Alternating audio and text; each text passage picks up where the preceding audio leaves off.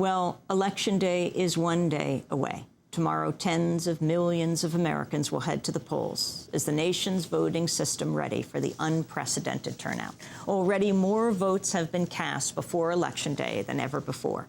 As of Saturday night, there were some 27 million absentee and early votes in 30 states, according to the Associated Press. But already, reports of voting irregularities, long lines, malfunctioning machines, and badly managed polling stations are pouring in from across the country. Despite documented irregularities, about a quarter of all voters will use electronic machines that offer no paper record to verify their choice was accurately recorded. Voting rights groups have filed lawsuits against election officials in Pennsylvania and Virginia, saying they've not stocked enough paper ballots to prepare for the expected turnout. In Colorado, Tennessee, Texas, and West Virginia, voters have reported using touchscreen machines that have flipped their votes to the wrong candidate or party. Meanwhile, Florida has switched to its third ballot system in the past 3 election cycles, and glitches associated with the transition have caused confusion at early voting sites. This all comes in the wake of voter suppression tactics that have seen tens of thousands of voters potentially lose their right to vote. In the battleground state of Colorado, voter rights activists recently won a major victory after state officials agreed to reinstate tens of thousands of people whose names had been removed from the polls, from the voter rolls. Mark Crispin Miller is a professor of media culture and communication at New York University. He's the author of several books, most recently Loser Take All, Election Fraud and the Subversion of Democracy, 2000-2008. His previous book, Fooled Again, How the Right Stole the 2004 Election and Why They'll Steal the Next One, too. Welcome to Democracy Now! Thanks for having me back, Amy. Well, let's start where I haven't seen much mention, and that is this man, Mike Connell, in Ohio, testifying. Who is he? What is his relevance to the big day, to Election Day tomorrow? Yeah, this event in a courtroom in Columbus may be one of the most important things to happen in this whole election, and maybe one of the most important things to happen in American history. This sounds hyperbolic, I know, but it is true. Mike Connell has been named as Karl Rove's computer guru since 2000. The lawyers in the case refer to Connell as a high IQ Forrest Gump because he's been on the scene of every dubious election we've had over the last 8 years, starting with Florida 2000. Now, he has been named by a man named Stephen Spoonamore, S-P-O-O-N-A-M-O-R-E, who's a very unusual and particularly unimpeachable kind of whistleblower. He's a conservative Republican. He's a former McCain supporter, but above all, he is a renowned and highly successful expert at the detection of computer fraud. He works for big banks, he works for foreign governments, the Secret Service. His job is to figure out how computers are used to steal money or information or votes. Well, he's named a lot of people in the Bush-Cheney election subversion conspiracy. He's worked with them. He knows them personally.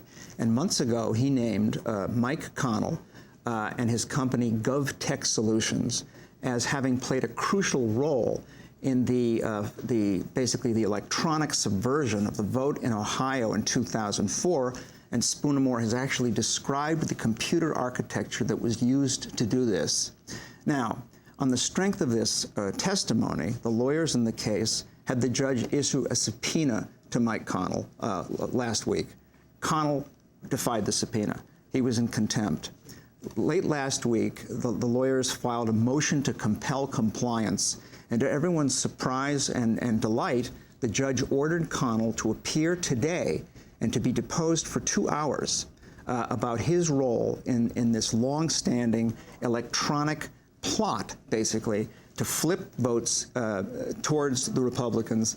Some of this deposition will be sealed, and I have to tell you the part that will be sealed.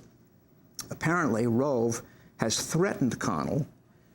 He told him that if Connell did not take the fall for this whole thing, the Department of Justice would start investigating Connell's wife, Heather, for improper lobbying practices. Now, that part of the deposition we're not going to know the answers to.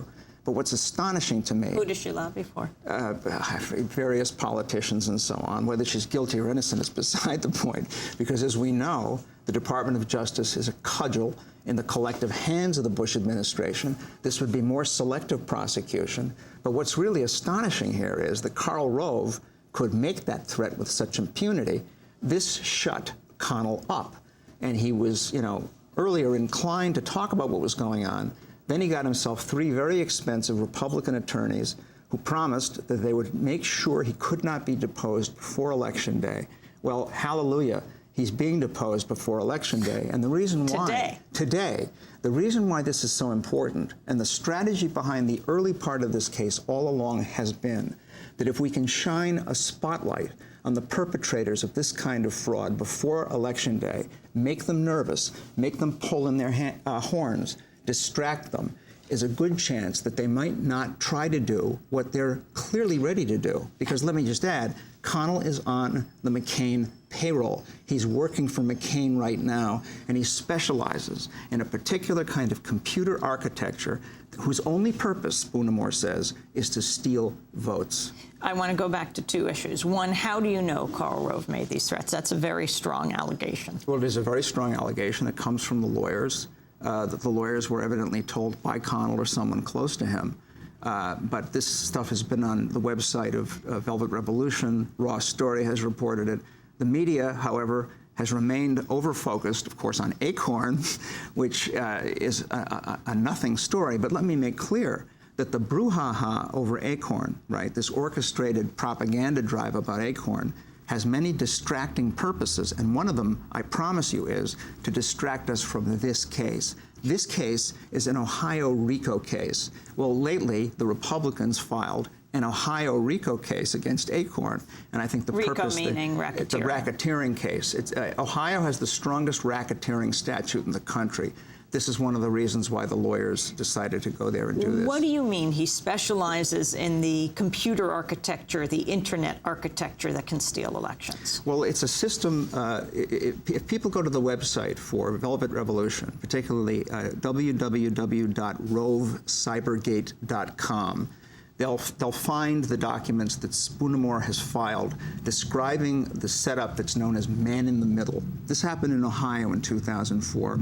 It involves shunting the data that comes from the website for the Secretary of State, I mean the election returns, taking those election returns as they come to the website in real time and shunting them to a computer somewhere else. What happened in 2004 was the election returns from Ken Blackwell's website were shunted to a computer in a basement in Chattanooga, Tennessee, under the control of a very partisan private company to which Connell was connected. The data was shunted to this strange computer in Chattanooga and then directed back to the Secretary of State's website. As Spoonamore has said, the only purpose of doing this, man-in-the-middle thing, is to commit crime. Bev Harris of Black Box Voting has lately reported that there are similar man-in-the-middle setups in Colorado, Illinois, and Kentucky. So it's very important that tomorrow, when we're out there engaging in election protection and working to make the turnout as large as it possibly can be, because the larger the turnout, the harder the theft, people have to be paying very close attention to the numbers. They have to be watching the traffic at different precincts and so on. I want to go to the issue of voting all over the country. You're following it very closely. You're going to be with us Tuesday night for a 5-hour broadcast to be monitoring what's happening in all the states, especially the key swing battleground states. What have you learned? It's estimated about a quarter of people have already voted. Yes, an astonishing number of people have voted, and I take that as very good news, not because that necessarily ensures their votes will be safe.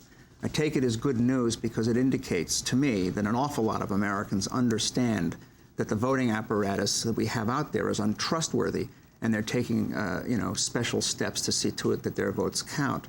But what we've seen over the last couple of weeks is basically a replay on steroids, if you will, of what we saw in 2004.